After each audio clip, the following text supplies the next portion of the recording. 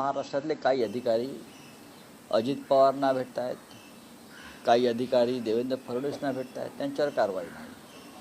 पण रेवंत रेड्डी यांना त्या राज्याचे पोलीस महासंचालक भेटले बहुमत आल्यावर, तेव्हा निवडणूक आयोगानं तात्काळ कारवाईचा बडगा.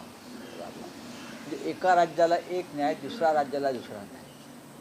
जे राज्य भाजपबरोबर आहे तिथल्या अधिकाऱ्यांना वेगळा न्याय, आणि जे राज्य भाजपबरोबर नाही तिकडल्या अधिकाऱ्यांना वेगळा न्याय, असं या निवडणूक आयोगाचा कारभार सुरू आहे.